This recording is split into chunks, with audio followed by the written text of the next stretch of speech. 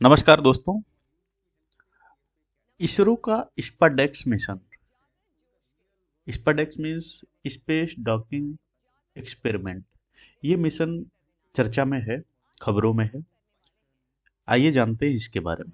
स्वागत है आपका हमारे चैनल पे। अगर आप नए हैं तो इसको सब्सक्राइब कर लीजिएगा, जिससे कि आपको कॉम्पिटिटिव एग्जाम्स यानी यूपीएससी या other PCS, state PCS exams के लिए नोट्स मिलते रहें।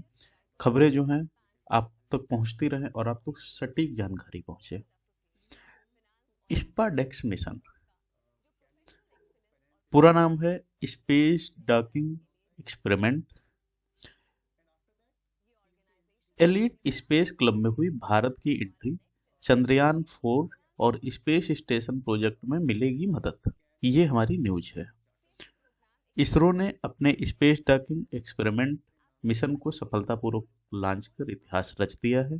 डॉकिंग प्रक्रिया में दो अंतरिक्ष यान, टारगेट और चेंजर दो अंतरिक्ष यान, टारगेट और चेंजर को पहले अलग अलग दिशाओं में लॉन्च किया जाता है। फिर चेंजर धीरे धीरे टारगेट की ओर बढ़ता है और 3 मीटर की दूरी पर आकर उससे जुड़ता है।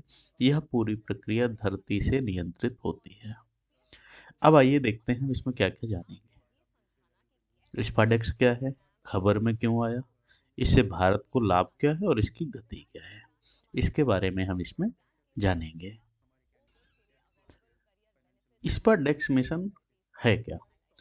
भारतीय अंतरिक्ष अनुसंधान संगठन इसरो ने 30 दिसंबर 2024 को एक और ऐतिहासिक उपलब्धि हासिल करते हुए श्रीहरिकोटा से PSLV C60 रॉकेट के जरिए इसरो ने अपने स्पेस डॉकिंग एक्सपेरिमेंट मिशन को सफलतापूर्वक लॉन्च किया है। कौन सा रॉकेट रहेगा? PSLV रॉकेट के जरिए। यह मिशन भारत के अंतरिक्ष कार्यक्रम के इतिहास में मील का पत्थर साबित होने वाला है। ये देखिए, साल हमारा जब खत्म हुआ 2024, इसके अंत में ही ये हमें सफलता मिली है 30 दिसंबर 2024 को। तारीख भी याद रखनी है। कहाँ से किया गया है? श्रीहरिकोटा से किया गया है। रॉकेट कौन सा है? PSLV C60 रॉकेट के द्वारा ये किया गया है। मिशन है क्या? स्पाडेक्स स्पेस डॉकिंग एक्सपेरिमेंट, जो कि हम प्लेटफॉर्म ऊपर हम देख ही रहे हैं। इस मिशन के तहत PSLV C60 रॉकेट से दो छोटे सैटेलाइट्स को 470 किलोमीटर की ऊंचाई पर अंतरिक्ष में भेजा गया है। 470 किलोमीटर की ऊंचाई पर अंतरिक्ष में भेजा गया है। इन सैटेलाइट्स का उद्देश्य अंतरिक्ष में डॉकिंग डॉकिंग का मतलब है आपस में जुड़ना, और अनडॉकिंग यानी अलग होना की प्रक्रिया को प्रदर्शित करना है। डॉकिंग यानी दो जो हैं इनको जुड़ना और अलग होना, इसकी प्रक्रिया को यहाँ पर दर्शाया गया है। ये डॉकिंग और अनडॉकिंग प्रक्रिया होती कैसे है? अब क्या होगा? दो अंतरिक्ष यानों की भूमिका, जैसे दो गए हैं तो उनकी क्या क्या भूमिका है। पहला स्पेसक्राफ्ट टारगेट कहलाता है, जो स्थिर रहता है। दूसरा स्पेसक्राफ्ट चेंजर चेंजर कहलाता है, जो टारगेट के करीब जाकर उससे जुड़ता है। ये प्रीलिम्स और मेंस दोनों में बहुत महत्वपूर्ण रहेगा। मेंस में इस पर पूछा जा सकता है साइंस टेक के पोर्शन में, और प्रीलिम्स में तो इम्पोर्टेंट है ही है। इनकी गति और दूरी क्या रहेगी? दोनों स्पेसक्राफ्ट 28,800 किलोमीटर प्रति घंटा की रफ्तार से उड़ान भरते हैं। चेजर टारगेट की ओर 20 किलोमीटर से धीरे धीरे बढ़ता है और से 3 मीटर की दूरी पर आकर डॉक करता है। डॉकिंग के बाद क्या होगा?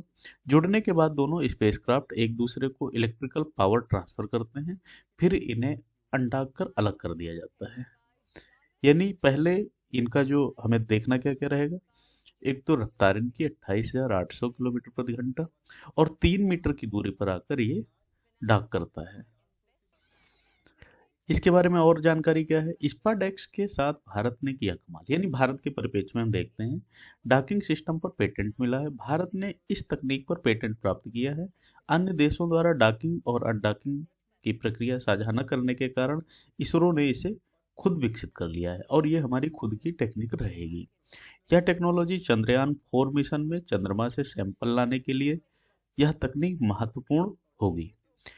भारत के अंतरिक्ष स्टेशन और 2040 में चंद्रमा पर भारतीय यात्री भेजने में इसका उपयोग होगा। देखिए, ये साल हमें याद रखना है, 2040 लक्ष्य रखा गया है इसका। स्पाडेक्स की विशेषताएं क्या रहेंगी? एक तो देखिए स्वदेशी है। भारत ने यह तकनीक पूरी तरह अपने संसाधनों से विकसित की है। आने वाले मिशन के लिए आधार रहेगा। स्पाडेक्स से प्राप्त अनुभव अंतरिक्ष में मॉड्यूल जोड़ने और भारतीय अंतरिक्ष यात्रियों को चंद्रमा पर भेजने के मिशन को साकार करेगा। एलीट क्लब में भारत, ये एक बहुत बड़ी खबर है जो अलग से है। अब तक रूस, अमेरिका और चीन ने ही डॉकिंग और अनडॉकिंग की तकनीक में महारत हासिल की थी। भारत की यह सफलता इसे एलीट क्लब में शामिल करती है। एलीट क्लब क्या है ये हम अगले उसमें बताएंगे वीडियो में। अभी हमें ये देखना है इसमें रूस, अमेरिका और चीन तीन के पास था, भारत ने ये सफलता हासिल कर ली है। यदि आपको ये वीडियो पसंद आया है तो आप इसको लाइक करिए, सब्सक्राइब करिए चैनल, जिससे और आपको वीडियो समय पर मिलते रहे। धन्यवाद।